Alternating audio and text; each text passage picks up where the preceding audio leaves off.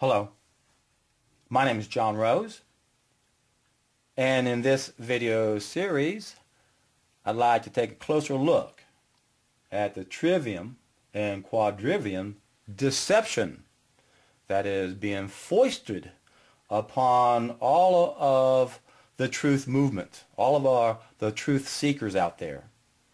And to do so, we're going to have to take a closer look at critical thinking itself.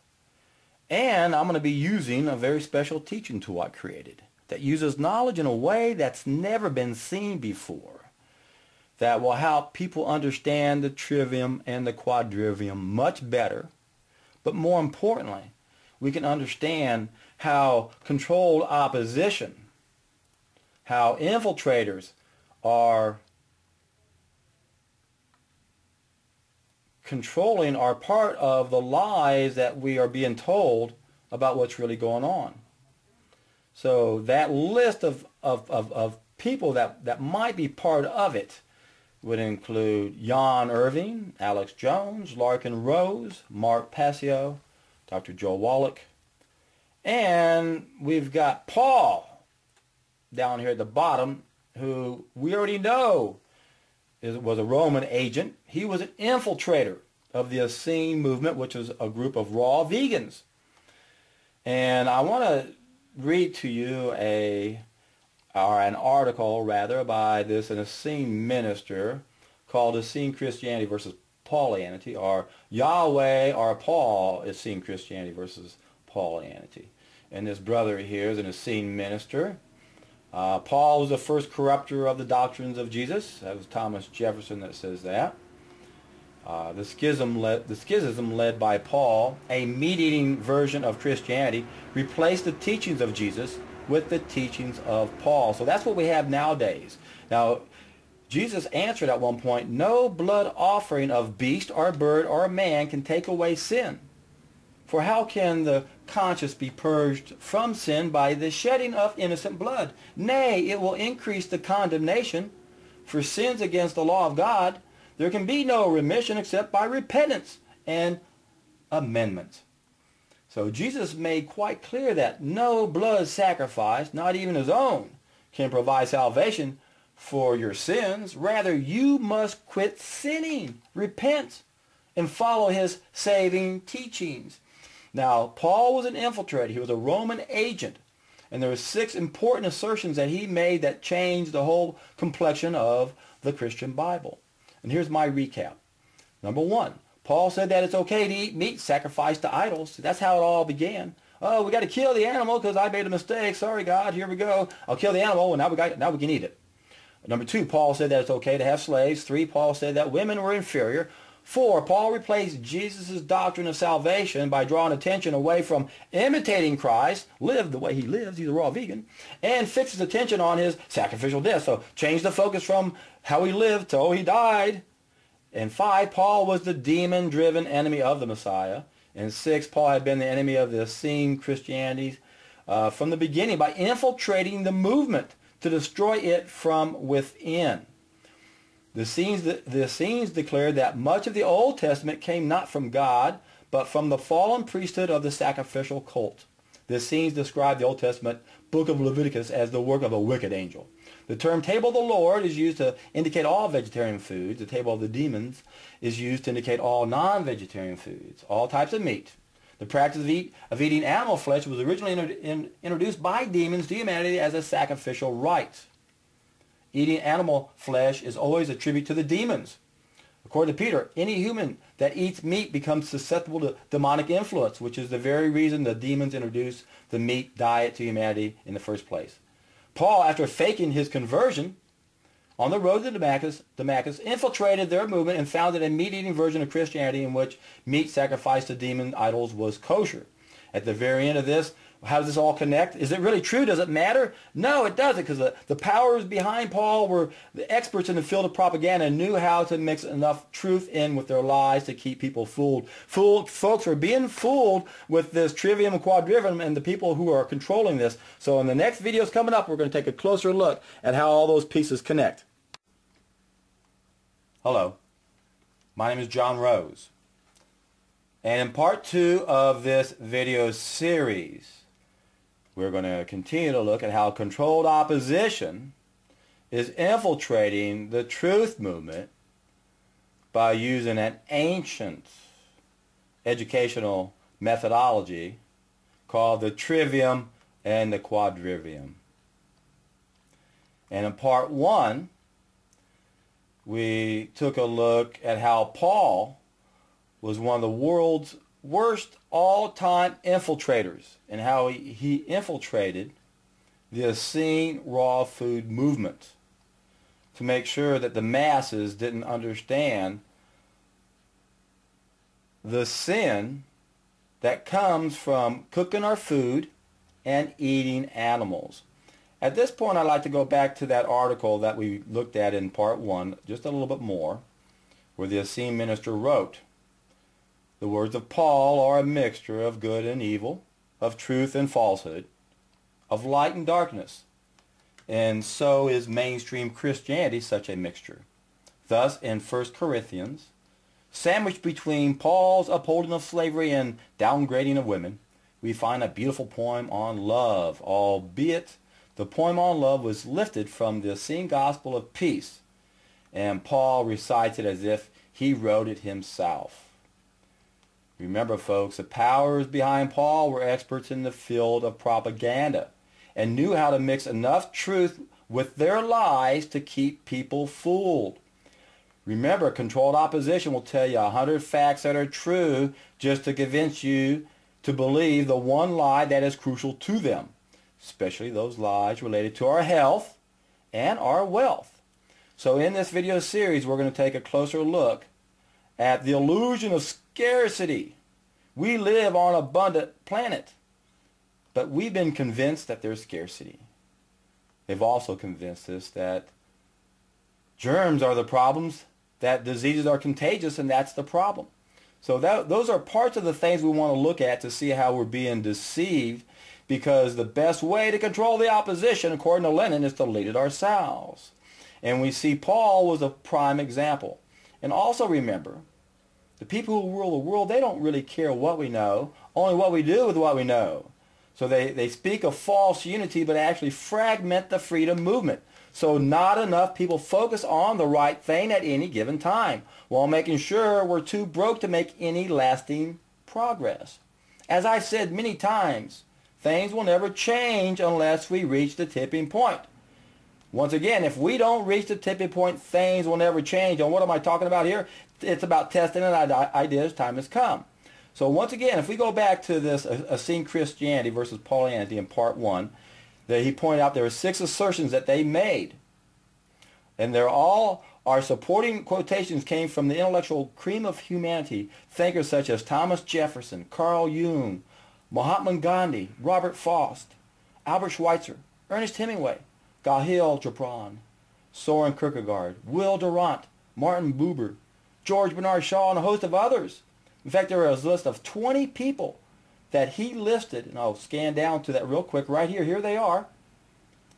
Here are 20 lists of thinkers that all agree that Paul replaced the teachings of the Bible. Now, this is important to understand. This is crucial to understand how the rules of the world work.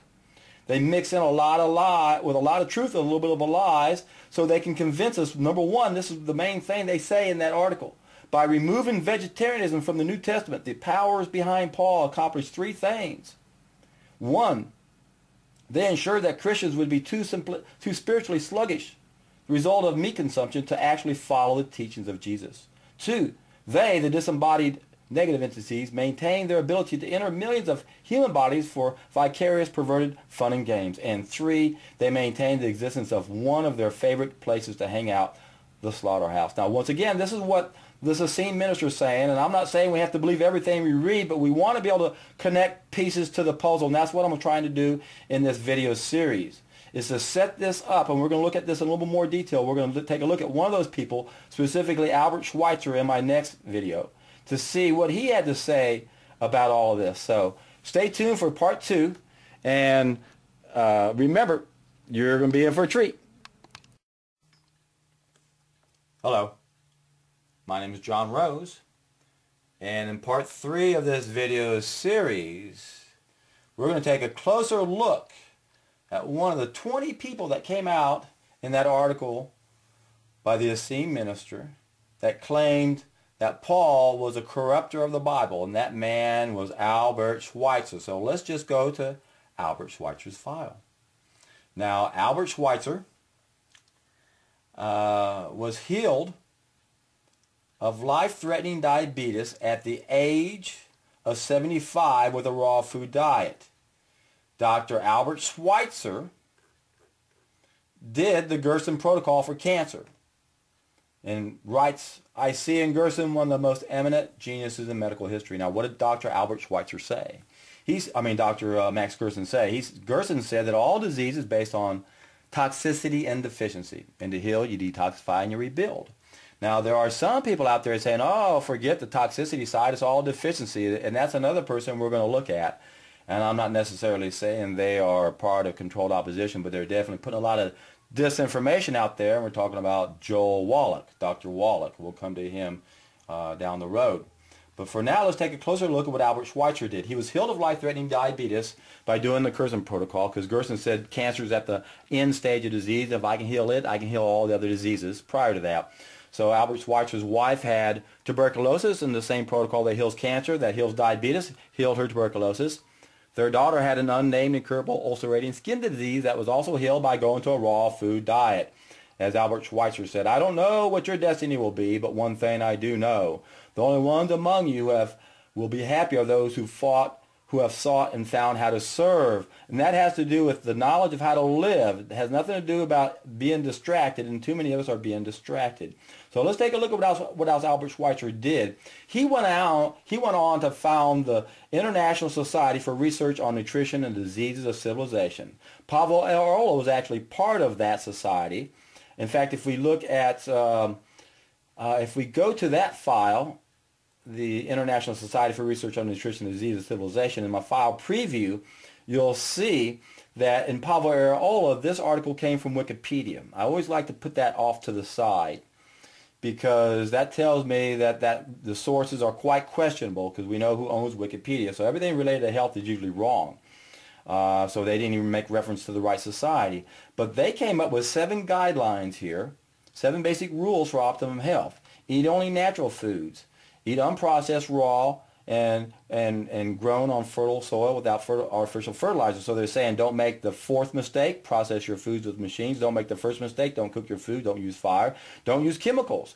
Only eat poison-free. Again, don't use chemicals. That's the 5th mistake. Eat only whole foods. That's the 4th mistake if we process our foods. Only eat living foods. The most important thing we have to learn, stop cooking our foods. That's the fall of mankind. That's when we destroy the nutrient that feeds one of our senses. So that's the 1st mistake. Remember, there's 5 main mistakes we're making relative to 5 things we mastered. The 2nd thing we mastered were animals. We started eating animal products. So there's the 2nd mistake. He also says, number 6, systematic undereating and periodic fasting. Here we're talking about solid food vacation. Correct eating habits, we're talking about basically food combining here. Now, what was interesting here is Denmark in 1920. Let's look what happened to Denmark.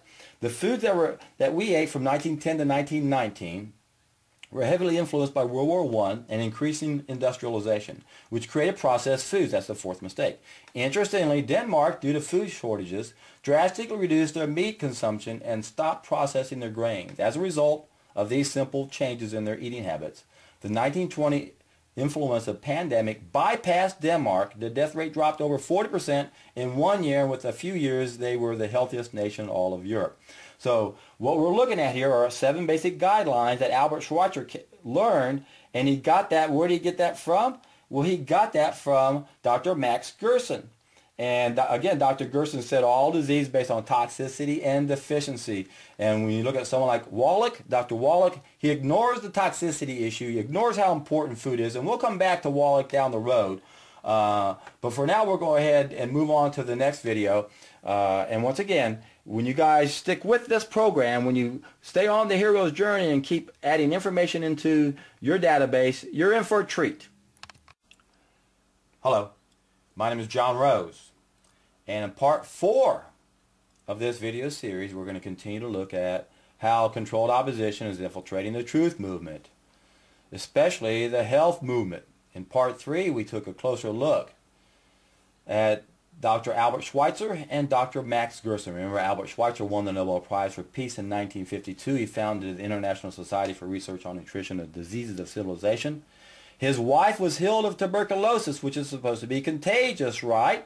So remember, the rules of the world, they'll tell us 100 facts that are true just to get you to believe in the one lie that is crucial to them. And some of those big lies have to do with our health and our wealth, our money supply. So in later videos, we'll take a look at the money situation. I've talked about it many times, where they try to create an illusion of scarcity. And of course, my whole channel is talking about how to get healthy. So now in this video, we're going to take a closer look at Jan Irving, Alex Jones, and Dr. Joel Wallach. When I first saw Jan Irving on the Alex Jones show, I could tell he was controlled opposition, the way he was talking about the trivium education. He was saying, oh my God, the rules of the world don't want us to know about the trivium, and they rearranged the pieces. And then when I heard him talk, I could tell he was the one rearranging the pieces. Now, Jan Irving was also interviewed with Mark Passio. The Alex Jones interview was July 6, 2011, 49-minute unedited edited version on that on the internet. And then Mark Passio added him in around the 3-minute mark, and this is what Jan said around that time. And it, meaning the trivium and quadrivium, affects us on a nutritional dietary level because we believe and buy into whatever they tell us on the mainstream media and the commercials and things like that, when this information couldn't be further from the truth. You know, they want you to believe that animal fats and cholesterol are bad for you and that everyone should be a vegetarian. And meanwhile, the brain is made out of cholesterol, and if you don't have animal fats, you can't reproduce. Oh my God, where's this bozo coming from? Where's he getting this nonsense from? Well, look down here. You don't believe me? I did 2 recent shows, Dr. Glidden, Dr. Wallach. Well, I'm familiar with these guys. From my file on chemotherapy, Dr. Glidden wrote a great book, The MD Emperor Has No Clothes, talking about how chemotherapy is the only drug that doctors can buy and turn around and sell to you for profit. So yeah, he points out what we need to know, and I point this out all the time, that the conventional medicine, allopathic medicine, is wrong. And I refer to this many times as the Rose's 1-2 poppycocker. People will point out, yes, see, the flaw, they don't have the right answer, but I got the right answer. Look, Dr. Joel Wallach, I got the right answer. Baloney, this guy's a bozo. He's the one that comes out and says almost all of our problems are caused from a mineral deficiency. When I heard him on Alex Jones one time say that diabetes can be cured by taking his chromium pill, I just wanted to scream. He has no idea. People do a solid food vacation. If it's type 2 diabetes, within a week or 2, it's gone. It has nothing to do with a stupid mineral deficiency. It's the toxicity side of the equation. Dr. Wallach doesn't understand the toxicity side of the equation. He thinks it's impossible to get your nutrients from food, so you got to take my pills. Now, he does have some good products, but he contradicts himself, and he's full of garbage. He doesn't understand that there's only one solution, and that's to return to our natural diet. Now, a lot of misinformation is coming from Western Price. And he did some great work, but his examinations and conclusions were flawed. He was not aware of the short lifestyle expectancy of these natives that he looked at that had great teeth, and the high rates of infant mortality and endemic diseases and infections that they had. So Western Price, a lot of people take his work and they misconstrue it. They use it the wrong way. And if you're going to use the work of Dr. Price, you have to take the work of Francis Pottinger. He did a Pottinger cat study. In fact, they formed the Price-Pottinger Foundation at one time. So you can't take Price without Pottinger. They go together, but they separated so they can push Price's faulty conclusions. The only thing Price concluded that was of any significance is that processed foods were bad. It's the one piece that the 7 rules from the International Society for Research on Nutrition and Diseases of Civilization didn't say to correct. They corrected 4 of the 5 mistakes, but they still allowed some processed foods, or grains rather, not processed foods. Mistake on my part. So Jan Irving, he claims that the trivium method is the solution, and yet, Jan, if it works so good, why can't you find the truth? Why can't you find the fall of mankind? So obviously this guy is controlled opposition. I'm going to prove it further when you go to his website and you look at the links he provides, and it ties into Alex Jones, the same test. They both fail the same test, and I'm going to go into those in later videos. So once again, it's time to get excited, because when you learn new information, you're in for a treat. Hello, my name is John Rose, and in part 5 of this video series, we are going to continue where we left off from part 4, where we were looking at controlled opposition and how they infiltrate the truth movement, for example, with Jan Irving, and the health movement with people like Dr. Joel Wallach. Now, I'm not convinced Wallach is necessarily controlled opposition, but he's definitely a misinformation agent. And then we went into the works of Dr. Western Price, who I'm very fond of, because Western Price proved that processed food is harmful, but you always have to consider the work of Price with Pottinger, because Pottinger proved that cooked food is harmful. Pottinger did a 10-year study with cats, fed them basically the same food, but half the cats he let them eat it the way they would eat it in nature, and the other cats he made them eat it the way we ate it, or eat it. And he cooked it for them, and they developed all the same illnesses and ill behaviors and birth defects and all sorts of problems that we had. So there's proof positive that when you alter your food, you end up having problems. Now, the thing about Western Price is he not only proved that the processed food is harmful, without any doubt, but then he noticed the benefits of what he identified as activator X and what we now call vitamin K2. But what we have to understand about this activator X, or vitamin K2, is that it's a lot like DHA and cholesterol and taurine, even vitamin D. These are all considered level 2 nutrients. Now, in order to understand level 2 nutrients, you have to understand that we have two groups of needs. And these two groups of needs come from two anatomical limitations. So the first group of needs, based on the law of cause and effect, that's where we have 12 essential needs. But then when we don't satisfy those needs, especially our food, we end up having 2 additional temporary needs. One of those would be 10 subsequent needs from being disconnected. 6 of those are causing problems. They're problems of knowledge. I've gone over those before. But then we've got these subsequent causes that don't go away just because we remove the primary causes. And now why is that? Because we've damaged our anatomy and our environment. And that's why we have these two anatomical limitations. The first anatomical limitation is the one we're born with, especially our species-specific diet. But then the problem is we didn't satisfy that diet. Now we damaged ourselves, and we've actually become dependent upon our mistakes. And now we've created these a need for this second group of needs. But what we have to understand is all these different concerns, whether it's K2 or B12 or DHA or cholesterol or any of those level 2 nutrients, we know they're real concerns for people. But the thing we have to realize is that our ideal diet is only our ideal diet in an ideal world. And we no longer live in an ideal world. And that's why we have to satisfy this other group of needs. But we have to understand that our ability to digest and consume food does not make the body impervious to the danger caused by that food. This is part of the flaw with the work of Western Price. He noticed that this K2, this activator X, helped the teeth better, but he didn't realize the other effects that came from eating the animal products and food that were not biologically adapted to eat. So in the field of nutrition, we have to understand how difficult it is to make sense out of this, because what happens is a lot of people will use their mistakes as a reason to keep making their mistakes. But you have to be aware of both of these anatomical limitations. If you eat something that provides you a level 2 nutrient, for example, like DHA, then your body can atrophy and no longer be able to make it. So that's what happened to people from the Norwegian area. They've eaten so much fish, they've gotten a direct source of DHA that now their body doesn't make any. So that's the key when it comes to understanding these level 2 nutrients. If we provide our body with a lot of a level 2 nutrient, our body can atrophy, and we might need it on a temporary basis. But it's part of that other group of needs. And it doesn't negate the fact that we still have anatomical limitations. We still have to respect the fact that we have a species-specific diet. And we've damaged our anatomy. And that means that we might not get everything we need from our diet. So that's where the supplementation comes into play. And it's always ideal to do as less harm as you can, but we have to be realistic and realize that we have to make do with what we got. Sometimes if we don't have an avenue or access to supplements, then we go ahead and have to take an animal product like an egg, for example. So keep in mind that we always want to keep learning, because when we learn, we're in for a treat.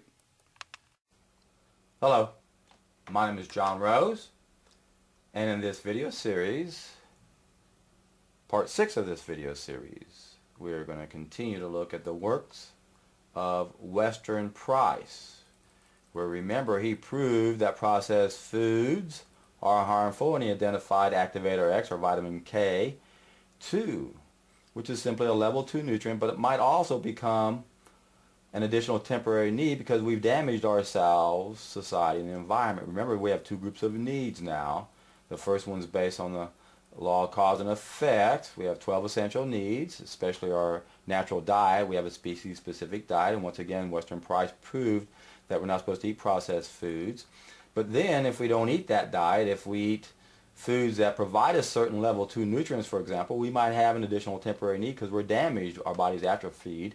We might not be able to make any K2 based on our anatomical limitations. Remember, there's 2 anatomical limitations. The one we're given at birth, that means we have a species-specific diet, but then if we damage ourselves, we can create another group of needs. Now, what I'd like to do to shed some light on this is simply play a video that I put out or produced or published on June 1st. I'll just let this play. Hello, my name is John Rose, and in this video I'd like to take a closer look at the possibility of whether or not we have become dependent upon some of our mistakes and whether or not we're using those mistakes as an excuse to keep making the mistakes. And the sad reality to that question is, yes, some of us have become dependent upon our mistakes, and yes, some of us will use that as an excuse to keep making our mistakes. Now, what am I talking about? Well, what I'm talking about specifically are what's known as level 2 nutrients that healthy people are supposed to make if we get all of our needs, if we satisfy all of our needs. The problem here is that we're not satisfying all of our needs. And when that happens, we damage ourselves, and that's what creates this other group of needs. That's how we become dependent upon certain level 2 nutrients. The classic example that's taken millennium to happen, which can also happen over a shorter period of time with other level 2 nutrients, but the classic example is what happened in Norway, where they've been eating so much fish for a millennium that they've been getting a direct source of DHA, which is one of those level 2 nutrients that healthy people can make if they have the right omega-3, omega-6 ratio, which most of us don't, even vegetarians. It's easy to eat unnatural food and create an imbalance there. So what happened to these people from Norway is that they've been eating so much DHA directly from their fish, their body is atrophied, and it can no longer make that level 2 nutrient. So now they have another group of needs that's based on not the law of cause and effect, but the ripple effect. Remember, there's 2 types of anatomical limitations. One we're given at birth, because we're living systems and subject to this law of cause and effect. And then there's the other set of anatomical limitations that we get from making mistakes that have damaged ourselves. So we can damage ourselves by giving it something that it's supposed to make, and then it atrophies and no longer can make it, you see? So it's easy to become dependent upon some of our mistakes. And the mistake I'm talking about now would be mistake number 2. If you watched any of my videos, you'll have heard me say this many times. There are 5 main mistakes we're making that are causing most of our problems. And they all have to do with 5 things that we mastered, and then we made bad applications. So when we mastered animals, we made a bad application by eating them, just in the same way we mastered plants, the agricultural revolution, and started eating plants that we weren't biologically adapted to eat. You see, this is why we suffer. And the reason why there's so much confusion around nutrition is because food is actually a weapon system. It's the means by which the status quo remains the status quo. Because we've been eating the wrong food for a long time, which means if we're going to stay where we are, we've got to keep eating the wrong food. Don't you see? It doesn't even have to be a conspiracy, although, trust me, there are a lot of people getting together and making sure this system and way of life continues. So that's what we got, my friends. We've got a system that's tricking us and fooling us, and that's the purpose of this video series, is to help us understand how we're being tricked and fooled. So stay tuned, because you're in for a treat. Hello, my name is John Rose, and in part 7 of this video series, I'd like to start putting the pieces to this puzzle together. And so far, I've shown you 4 pieces that I want you to be sure you are aware of. And they all have to do with the Trivium and Quadrivium Deception. This is where controlled opposition infiltrates the truth movement, especially the health movement. We have to understand the truth has enemies. So the very first piece of the puzzle I showed you guys was Paul, a Roman agent, infiltrated the Essene movement. He attacked raw food and promoted meat eating. That was in parts 1 and 2. That's the first piece of the puzzle you need to be aware of. The second piece you need to be aware of is that raw food heals. It gets rid of most of our illnesses and ill behaviors. And I illustrated that with the works of Drs. Albert Schweitzer and Max Gerson. We have to understand that cooked food is the fall of mankind. If you don't understand that, nothing else is going to make any sense. The third piece of the puzzle that I showed you guys is that the Trivium method must not be working very well because John Irving, one of the main guys promoting this, doesn't know the truth. So what I want to do in this video series is take the good from the Trivium and get rid of the bad, like Joe Wallach, for example, that only focuses on deficiencies, and he also promotes meat eating. The fourth piece of the puzzle would be the last two parts we looked at, where Dr. Weston Price's work is used to confuse an already confused public. And now what we want to do is take a closer look at the Trivium, our threefold path to truth. And we're going to begin with a 5-page summary on the Tragedy and Hope website, and this comes from page 3, where they say that we have to be able to entertain various ideas without necessarily embracing them. We have to have an open mind. We got to free ourselves from our opinions and prejudices. Now, this is not an easy thing to do. And this is going to be a flaw and one reason why it doesn't work. On the same page, they also talk about the law of causality. An entity must act in accordance with its nature. Once again, if you don't have the right truth, you're not going to realize we have a species-specific diet, and then you're going to use a mistake as an excuse to keep making the mistake. Of course, the key here about the law of causality is that there are 3 ways to screw up the law of cause and effect, and I did a special video on that, and I'll include that in the description box down below. Now, this is where it gets really interesting on that 5-page summary. On page 4, they come out and say the system, the Trivium, has 3 parts. 1, general grammar, discovering and arranging knowledge. 2, formal logic, fully understand the knowledge. And 3, rhetoric, you got to be able to express it. So when you look at rhetoric, use book 3, chapter 7 in Aristotle's Rhetoric by Aristotle. And then for the grammar and the formal logic, use my special teaching tool, the ultimate schematic, especially for the formal fallacies. And then you can use my 3-step process for the informal fallacies. As Buckminster Fuller once said, if you want to teach people a new way of thinking, don't bother trying to teach them. Instead, give them a tool, the use of which will lead to new ways of thinking. My friends, the Trivium is not that tool. The tool is a special tool I created so that I could arrange knowledge. You see, I found the most valuable knowledge in the world over 26 years ago, and I went out looking for all the other pieces of the puzzle. and I'm good at putting things together. I'm a typologist. I even have my formal education is in that. And I've created this special tool, and I started with the cause and effect, pleasure and pain quadrant system. Now, this is really important to understand, my friends, because every one of us are living systems, and we're subject to the law of cause and effect, and our brains are wired for pleasure and pain. So every one of us are born with these 2 forms of 2-valued logic. And when you look at cause and effect, you have to understand, again, there are 3 ways to screw up the law of cause and effect, and you really won't understand that unless you understand that there are 3 stages of knowledge. Where knowledge is acquired in the first stage, applied in the 2nd stage, and manifested in the 3rd stage. So what we have here, folks, is thoughts, actions, reactions, beliefs, causes, effects, belief system, lifestyle choices, feedback system, the things we think in the 1st stage of knowledge, the things we do or have done to us in the 2nd stage of knowledge, and the things we get in the 3rd stage of knowledge. And when we look at what we got, those problems are either 100% within our control or not 100% within our control. So now when you come down and look at my special teaching tool, the ultimate schematic, you'll see that it's really a 6-box system. And every box logically connects. Every box has an ordered pair and a polar opposite and is going to logically connect to all of its adjacent boxes. And altogether there are 18 connections or 18 portals. So that means that there are 24 places that we can put knowledge in. Again, what's the first thing we have to do? We have to arrange knowledge.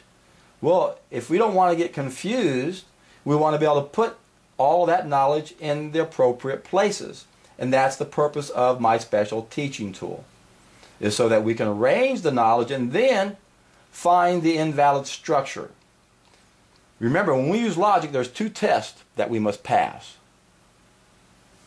And that has to do with the fallacies. There are formal fallacies and informal fallacies. The formal fallacies have to do with the structure. It has to do with the first test. And this is the easiest of all tests to take. The second test has to do with the specifics or the contents or the details. And this is where it gets confusing, and this is where all the logical fallacies come into play. So if we take a look at Jan Irving's website, for example,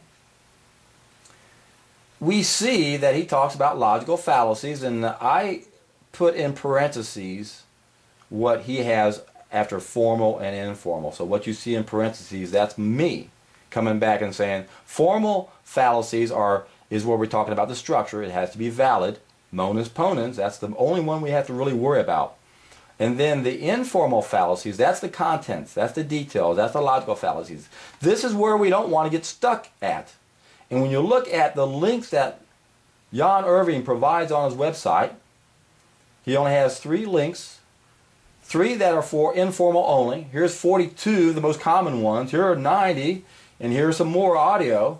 And then here's a group that has formal and informal. But when you look at this link, they don't include monus ponens. So if you're going to solve problems, my friends, we got to keep things simple. We want to look at our problems and put them in either the category where they are 100% within our control or they're not 100% within our control. We only want to focus on those that are 100% within our control based on the things we do. And what we don't want to do is look at the logical fallacies in systems with invalid structures. Now, if we take a closer look at my special teaching tool, I've identified 281 pieces altogether, but I've only assigned 120 of those pieces whole numbers.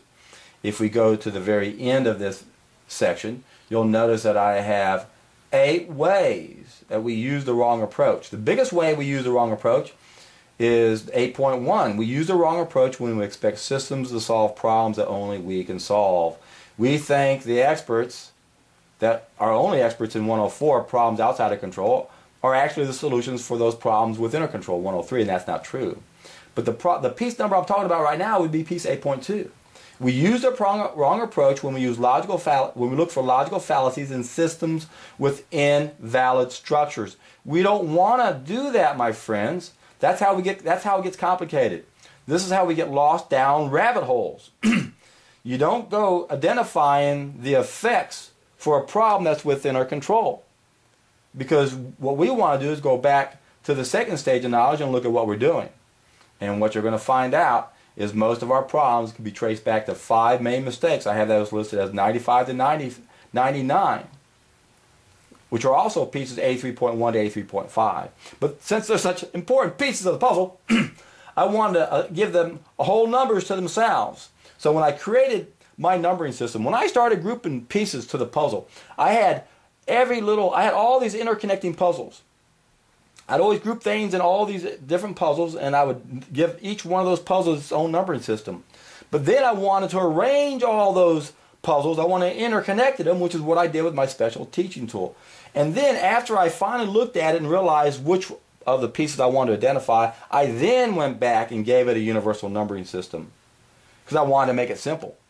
That's why I've only gave 120 pieces to whole numbers. So when I went back and did that, I realized, oh my God, I don't want to put cook food as a sub number. I don't want to put the art of cooking as a sub number. So 95 is cooking, 46 is the art, of cooking, or the false belief that cooking is an art, when it's actually the sin, the original sin. As I mentioned over and over in my videos, of all the knowledge we need, the only knowledge we need is knowledge of how to live. So when we go back to the Trivium and Quadrivium Deception, we see that Paul attacked the truth. And these people were worshiping Satan back then, and they wanted us to eat animals. Another connection to this, and that ties into this, if we come over here to my file on Eustace Mullins, you'll notice that a book he wrote back in 1987 is called The Curse of Canaan. In the preface of this book, he came out and said, after 40 years of patient study of the crises which faces humanity, I arrived at a very simple conclusion. All conspiracies are satanic. So again, this ties into what Paul was trying to do by promoting meat eating. That's what the Satanists wanted. So here's another connection that ties everything together. What's also interesting, if we go back to Mullins' file one more time, the book he wrote in the following year in 1988, Murder by Injection, the foreword to that book was very similar. After 40 years, after studying all these factors, I realized that I found that only one group has the power to issue life or death sentences to any American. It's even greater than the hidden rulers. And that power lies with our nation's physicians. Once again, everything in our society of any significance has everything to do with our health. So when we look at the piece numbers I've shown you guys already, the first piece number is the truth being attacked by Paul. Going back to Eustace Mullins, he claims that the people who rule the world have been doing it for a long time. They usurped the priesthood and the educational systems over 3,000 years ago.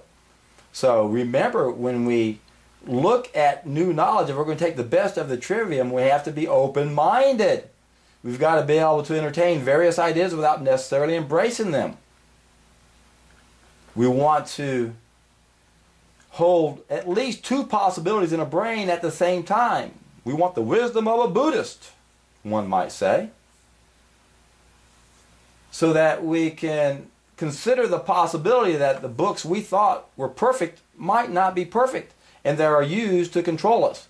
That's how controlled opposition works. They infiltrate movements to change the message, and instead of promoting raw food, they're promoting eating animals. So when it comes to using the trivium, we have to, number one, open up our mind. Number two, we've got to arrange knowledge in a special order. Number three, we want to use logic. Now, when I created my special teaching tool, I got really excited about this tool. And I decided to start seeing if I could punch holes in different theories. And I've always wanted to take a closer look at the I Ching, but was reluctant to, because I thought that it would probably be at least a 50 or maybe even a 100-hour project to evaluate it intensively and extensively and learn everything I need to know. It only took me several hours to find someone that gave me the information I was looking for, and as soon as I found it, I saw the flaw immediately. And that got me excited. I said, okay, now let me take a look at Aristotle. Aristotle is the father of logic, so let me take a look at what Aristotle says. When I went to look at Aristotle to see if I could punch holes in what Aristotle said, I realized, oh my God, we're on the exact same page.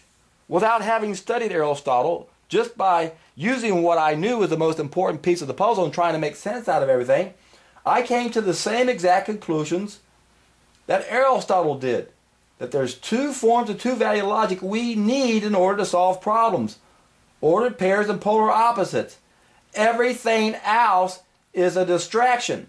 So when you go back to my special teaching tool, the very first quadrant system I created was a cause and effect and pleasure and pain quadrant system. And I tried to explain everything by putting all the pieces to the story in these 4 boxes, only to find I couldn't do it.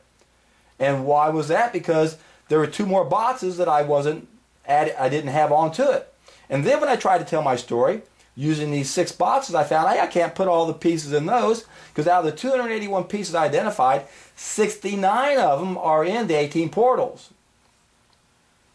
Now, of those 69 pieces, 53 are in the 2 portals we have to go through to solve our problems. Those are where our obstacles are at. The other 16 pieces are in the other 16 portals. Now, we don't need to know all of this. In fact, there are a total of 55 problems of knowledge. The other 2 problems of knowledge would be piece number 1, the knowledge we're missing, and piece number 2, the false knowledge we have in its place, especially pieces 46 to 50, especially piece 46, the art of cooking, because that's the fall of mankind. And then we have the 40 pieces that are in the first doorway and the 13 pieces in the second doorway. And of all those 55 problems of knowledge, there's only one of them we have to focus on. And that's where the first of my 3-step process comes into play. That's where we test an idea whose time is come. So once again, we use Book 3, Chapter 7 in Aristotle's Rhetoric for the rhetoric. We use my special teaching tool to arrange all the information for the grammar. We use my special teaching tool to show the logical fallacies, or the invalid structure in the systems that are in charge, which I'm going to show you in a moment. And then we use my 3-step process for the informal fallacies, or the logical fallacies.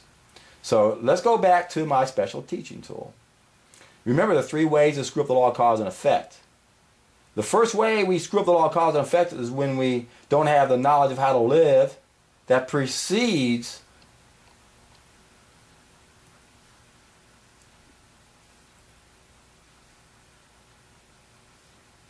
the cause in the second stage of knowledge. And then the other way we can screw up the law of cause and effect is when we don't know what comes after the effect. And that's where we have knowledge of how to adapt.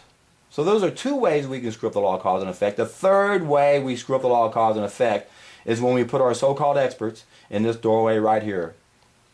That's piece 106. That's where we put allopathic doctors. They interfere with the body's communication process. Remember, if we go back to the 3 stages of knowledge, cause and effect is the second and third stage. The third stage is our feedback system. So what do allopathic doctors do? They interfere with our body's feedback system, which gives the illusion that the problems have gone away. This is how we know they're not the solution. So we want to use logic to prove what works and what doesn't. There's 2 tests that have to be passed. You don't start with logical fallacies in the contents. You start with the invalid structure. Once again, you never look for logical fallacies in systems with invalid structure. So the first test you give people is to make sure they passed the valid structure test.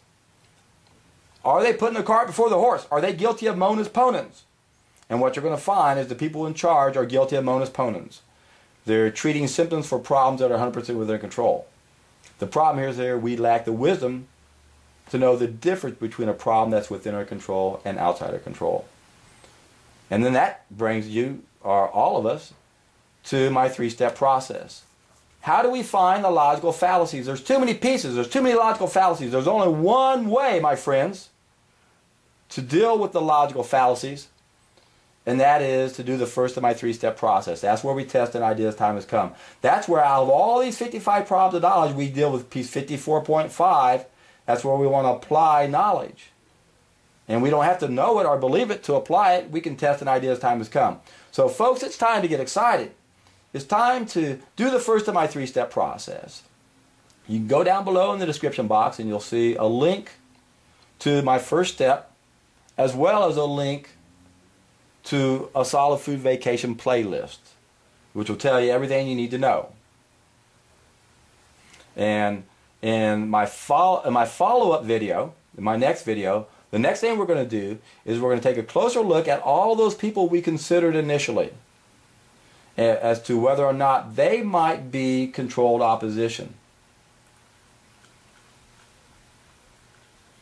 And to do that, we're going to see if they pass a certain test. Remember, there's 2 tests for logic, and then there's 1 test to see if people are part of controlled opposition or not. And that's what we'll be doing the next time. So it's time to get excited, my friends. It's time to test an idea as time has come. And stay tuned for my next one, because when you can identify controlled opposition, then you can use controlled opposition. You can take the good and leave the bad, and when we can do that, we're in for a treat. Hello, my name is John Rose, and in part 8 of this video series, I'd like to take a closer look at how to identify controlled opposition. And the best way to identify controlled opposition is to, number 1, bump up our biophotons, and I'll go into that momentarily. And then number 2, we have to know what the rulers of the world think and what they want us to think, because that's how controlled opposition works. Remember, controlled opposition will tell us 100 facts that are true just to get us to believe the one lie that is crucial to them. And in order to do that, we have to know what the rulers of the world are, not who they are, but what they are. It doesn't matter if they're white or black or Christians or Muslims or Jews or Satanists. It doesn't matter who they are. It matters what they are.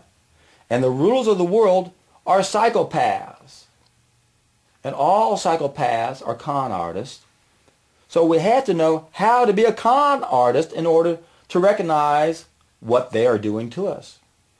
So we have to know what they want us to believe, and we have to know what they are. But first, let's take a look at that biophoton connection. Indeed, there's a reason why virtually every video I do, I talk about getting reconnected, bumping up our biophotons, correcting the fall of mankind. Because when we bump up our biophotons, we gain back one of our senses. Remember, that's the fall of mankind. The very first mistake we made destroyed these biophotons, the coherent sunlight energy that we store in the nucleus of our cells, and then that's what we use to feel one with everything. It's how our cells communicate. And when your biophoton levels are higher, it's easier to recognize controlled opposition, and that's what happened to me. We had controlled opposition infiltrate the vegan community here in Houston. And when I first met this woman, my spidey sense went off the charts. I knew something was wrong with this woman, and yet I was not that aware of how controlled opposition worked way back then.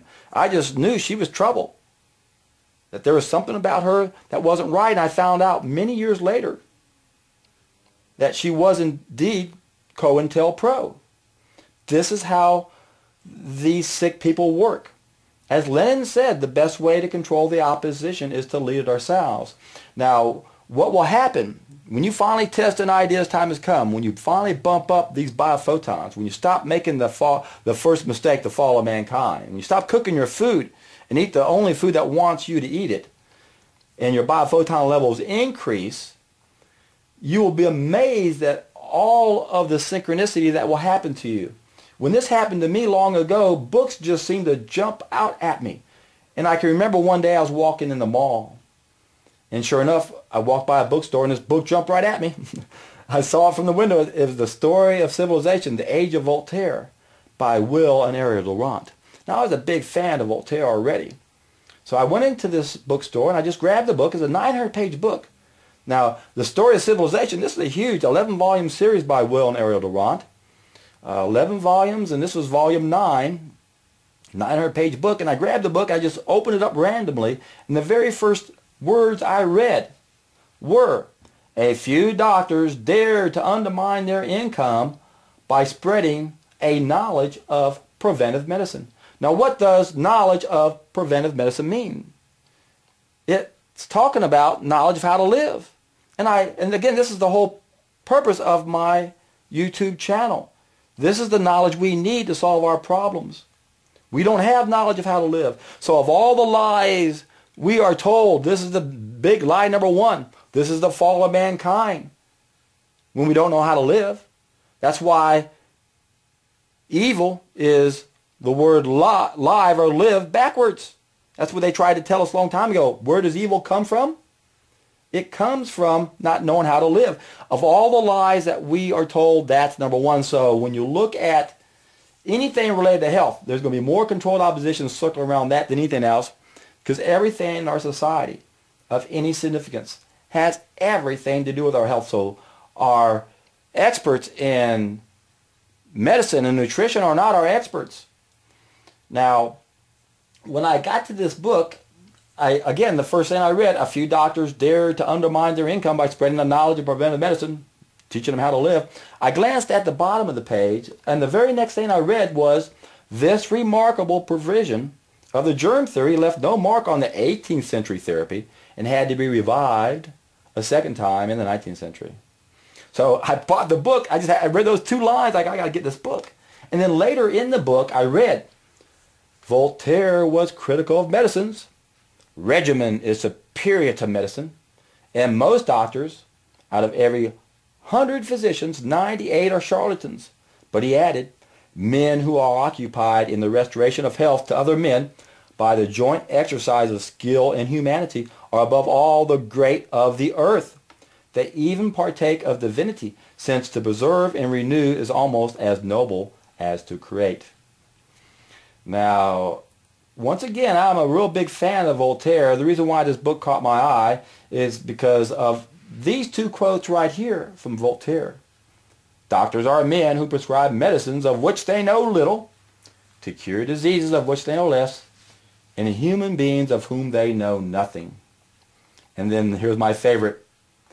Every man is the creature of the age in which he lives. Very few are able to rise themselves above the ideas of the time. And that's why I say over and over in my videos, it's time to rise ourselves above the ideas of the time.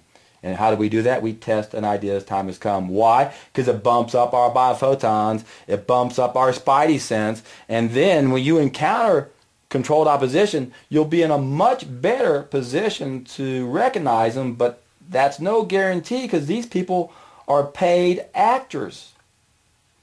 And one of the biggest problems with identifying these people is that people judge the integrity of other people by looking at themselves. Since they see themselves as basically good people who could never engage in such intense deception, they assume that others could not do these things either. This is a fundamentally flawed conclusion. And that's what we're up against. I've mentioned this many times. If we put our behavior in a bell, 96% of us are in the middle of the bell. 2% are the extremes on one end, the saints, and the other 2 at the other end, the psychopaths. And the people in the middle of the bell can't relate to either one. So it's very difficult to identify controlled opposition, because when they infiltrate your movement, they'll befriend you. They're the best of the best actors out there, and it's all an act of deception. It's all designed to infiltrate your movement and bring it down. They have to establish some sort of faith to convince you. And they'll do all sorts of things. They'll invite you to dinner. They'll do favors for you. They'll go out of their way to help you. And all this time, you're convinced they're your friend. So it's really difficult to identify controlled opposition when they come into your business. But what you'll notice is that they have certain techniques, or they have an MO. They will create division among the members, and that's part of what they'll want to do. They try to bring the movement down. Again, the best way to control the opposition, according to Lenin, is to lead it ourselves. So very difficult to spot controlled opposition in your own particular movement. And that's why I started this video series off with Paul. Look at the effects that Paul had.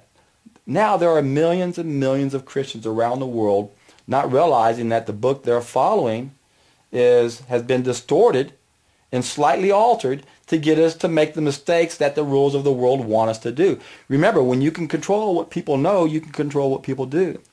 Hey, the Bible says we eat meat. Got to eat meat. This is one of the main things they want us to believe in. So that we'll be sick.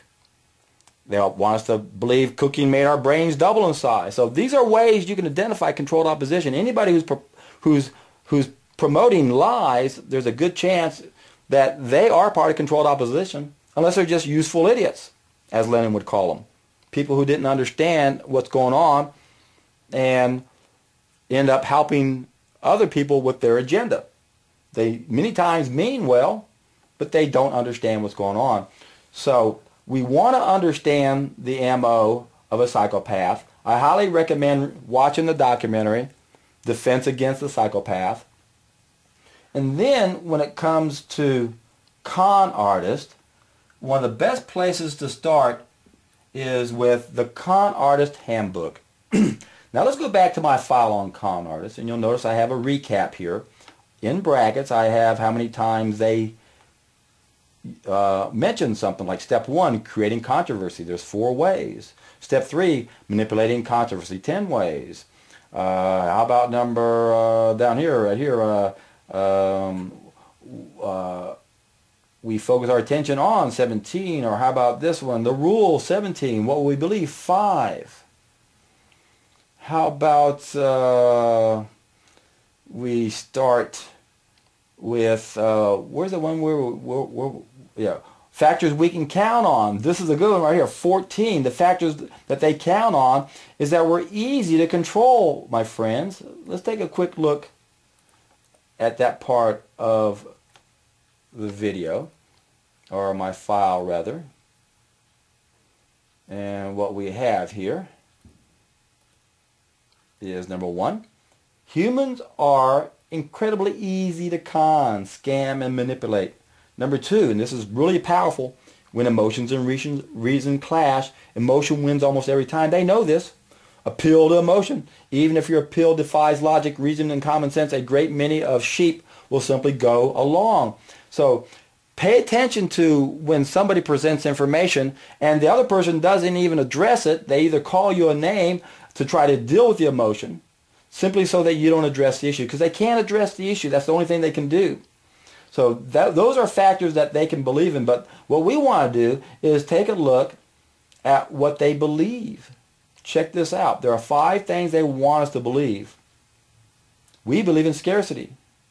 If we are to live in affluence and have abundance, others must go without and live in poverty.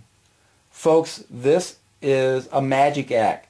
This has to do with the illusion of scarcity. Of all the things they want us to believe in, this is at the top of the list.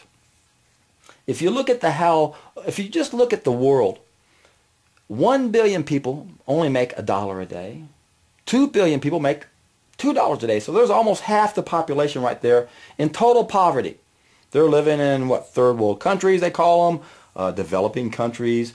And this is one way they keep us controlled. They keep us poor. The developing countries, it's the same game plan. They got to keep us poor.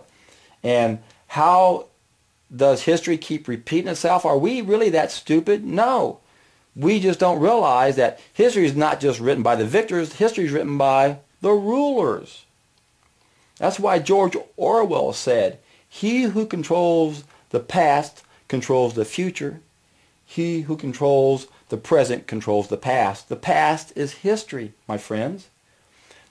We don't learn the truth in history. So when we look at history repeating itself, there are 2 main ways that history repeats itself.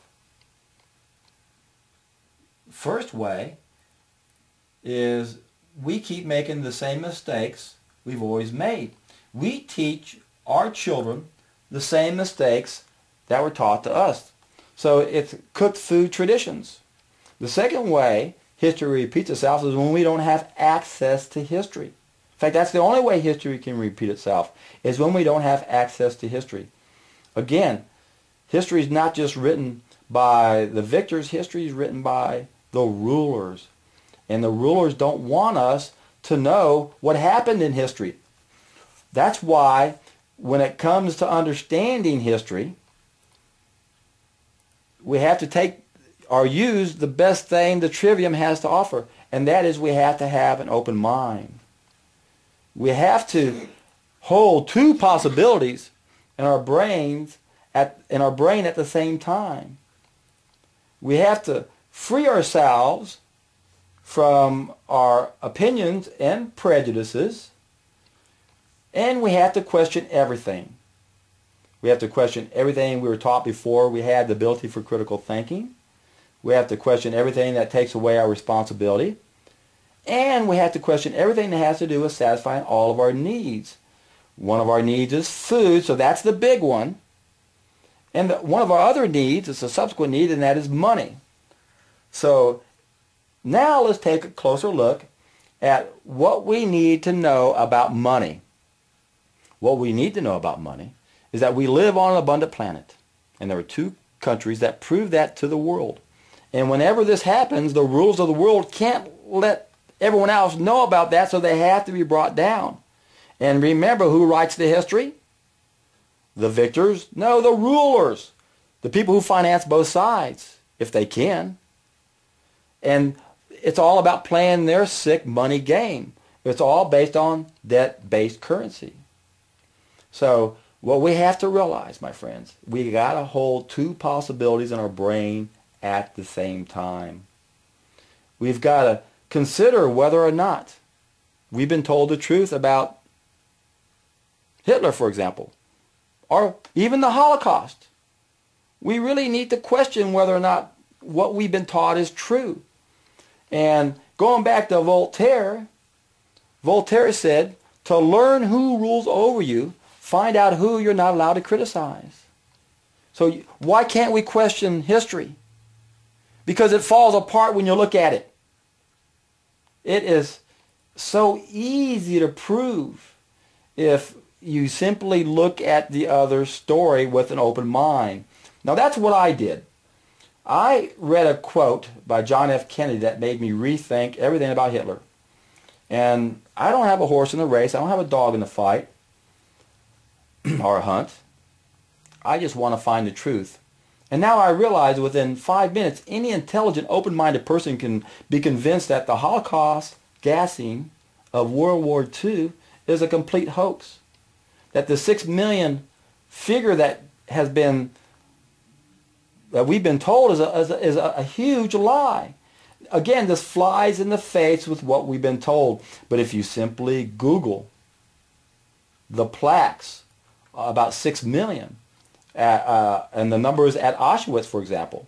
Let's take a look at my file on 6 million. Here's a plaque. 4 million people suffered and died here at the hands of the Nazis, the Nazi murderers between the years 1940 and 45. And there are 3 plaques right there that I have in my file, and there's one of them. Then, when that fell apart, they revised that number, and here this plaque is. Again, it's at Auschwitz. Now the number's been revised, about 1.5 million. And then it was revised one more time, down to less than 1 million. And those numbers aren't right at all. When you look at the actual numbers of the amount of Jews that died in the Holocaust and died, or not in the Holocaust, but in these camps, and died total, the total number was less than 20,000 in camps, and not one of them was gassed, not one of them. And the total number was 780,000 total. So what we see here is an exaggerated number where the 6 million, 2/3 of which was supposed to be at Auschwitz. Now, they changed the 4 million down to 1.5 and then less than 1, but did they ever change the 6? No. And it turns out it wasn't 6 million. It wasn't 10% of the amount of people who died in that war. It was about 1.3%. And it's all a lie. That's total. So what we have to do is take a look at the other version of the story. And here is a list of things you guys can look into to read the other version of the story. We can take a closer look at this guy right here, Fred Lucher. Do a Google search and read the Lucher report. Find out about the transfer agreement. You're going to find out that Hitler and Germans, no one had any plans to exterminate anybody. That's all a lie. It's another lie because the rulers of the world rule the world and they want us to believe it. Read the transfer agreement. Hitler wanted to relocate the Jews. He wanted to get them to move out. He was even paying them money. Read the transfer agreement. Check out what General George S. Patton said about the Germans. He was the military governor after the war. He goes there and he says, we fought the wrong people. They were the good people. History lied. You want to really understand what's going on, listen to this interview by Ursula Haverbeck. The interview, about a 49-minute interview. Do a Google search, you'll find it. In this, she talks about the garrison and commandant orders, where it's obvious these were not concentration camps. They weren't murdering people. They weren't killing people like they claim. They were work camps. Now, remember, this is the war. This is a bad time. There's going to be bad things happen. We're not even at war now, and you can be arrested and be abused in our prison systems. Bad things happen in those places. Just the type of personality that goes into the army or the police is going to create bad things happening.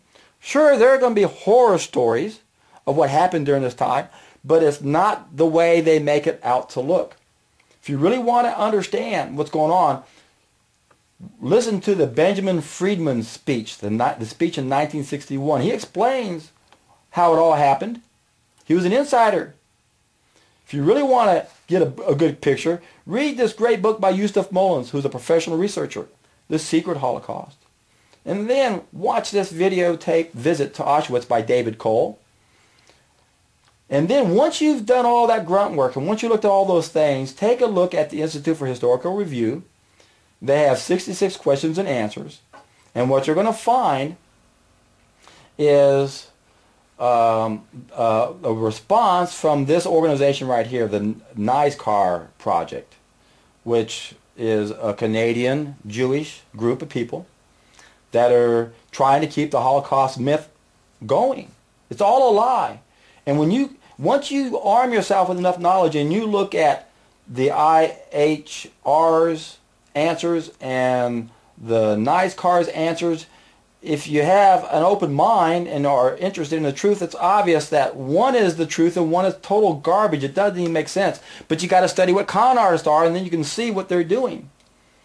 And to really get a good picture of what's going on, watch this great documentary, Adolf Hitler, The Greatest Story Never Told. And what happens when you talk about Hitler? What happens when you talk about the Holocaust? They come out and call you names. What's that all about? Well, if you want to know what that's all about, read this handbook right here, the Hasbara handbook.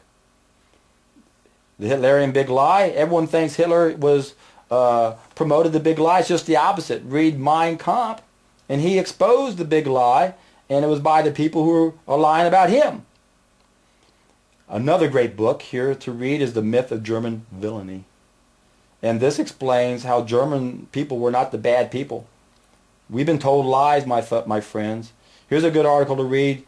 Japan, World War II, a casualty of usury. Once again, Germany, Japan, proved to the world we live on an abundant planet. One of the most important lies they want us to believe in is this illusion of scarcity. That's why they want us to associate Hitler with mass murder. If we make Hitler out to be the worst guy who ever lived, we don't ever want to look at anything he did. And he wasn't the epitome of evil. He was one of history's heroes.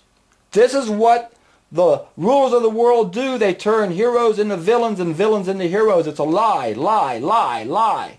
Open up your mind, hold two possibilities in your brain at the same time, and what you're going to find is one version makes sense, it fits with all the other stories, and the other, you read the Con Artist Handbook and you'll go, okay, I see what they're doing. Read the Hasbara Handbook and you'll go, okay, that's why they never address anything you say. They just attack you and call you names. So, it's not easy to identify controlled opposition. And I've only barely scratched the surface when it comes to understanding Hitler and the Holocaust. My file on the Holocaust is over 800 pages long. My file on Hitler is over 1,000 pages long. And I'm not one-sided in my research. I look at both sides. And once you have enough information, one side is clearly the truth and one side is clearly bullshit. And that's what's happening to us. Our brains have been bombarded with so much bullshit, we can't even hold two possibilities in our brain at the same time. But that's what we have to do. We have to be open-minded. We have to realize that there's a lesson to be learned. History repeats itself for a reason. We don't have access to history. That's why Hitler has to be the bad guy, and the Holocaust really happened. Those are lies. And perhaps I'll do a video going into detail about all those. But I've given you guys enough information to get started. Now, one of my files is on Hitler and vegetarianism. In fact, my file originated a long time ago because of this topic right here. Because a lot of people said, oh, vegetarianism isn't as good as you think it is. It isn't all that morally great because look at Hitler. He's vegetarian. Look what he did. So all the vegetarians got together and said, oh, no, he wasn't. Even Ryan Berry wrote a book and quoted some idiot that said he wasn't. But that's all a lie. So I had a 150-page file trying to prove Hitler was not a vegetarian. Now my file is over 1,000 pages proving that he was a vegetarian. He wanted to make Germany a vegetarian country. And he was a good guy. So it all fits. Before it didn't fit. Hitler can't be vegetarian because he's a bad guy. No, Hitler was a good guy and he was a vegetarian. These are all lies to keep us from finding out what really happens. So it's not easy to identify controlled opposition. What's the best way to do so? It's simple. You got to bump up your biophotons. Go down below in the description box and what you'll find is a link to the first of my 3-step process and also a playlist for a solid food vacation. This is going upstream. The number one thing we have to do is go upstream and get reconnected. Once we do that, we'll be able to identify bullshit better. Our spidey sense will go off the charts when we come upon some of these people. And then we have to understand the role that money plays. Money is the absolute tool of control and is used to own and control every major sector of human endeavor. So we wake up and we believe in all the lies we've been told. But John, we saw the documentaries of what happened when we went to these concentration camps. These people were starving to death. They were brutally treating them. You got to read the garrison and commandant orders. These people were well fed, well taken care of. Do some research and you'll find that the commandants were court-martialed. 2 of them were actually executed because they harmed the workers that belonged to this to the workforce to build the ammunition. These are all lies. And once you do that, then you'll understand that there's a reason why people always just call you names. They never once address the issue you're talking about. All they do is just say, oh, you're a skinhead. Oh, you're a Nazi. You're a brown shirt. You're an anti-Semite. Well, it turns out Jews aren't even Semites. That's a big joke in itself. And remember, we don't want to focus on who it is. It doesn't matter who they are. It's what they are so we can identify their MO. Once you study a psychopath, once you understand they're lying, once you understand that history repeats itself because they write the history. Think about it, folks. Germany didn't win the war. What we've been told about them is wrong. They were the good guys. If Germany would have won the war, we would be living in a much better world, not a much worse world. Everything you've been told is a lie. Open up your mind. Test an idea as time has come. And I can guarantee you, my friends, when you can do that, you're in for a treat.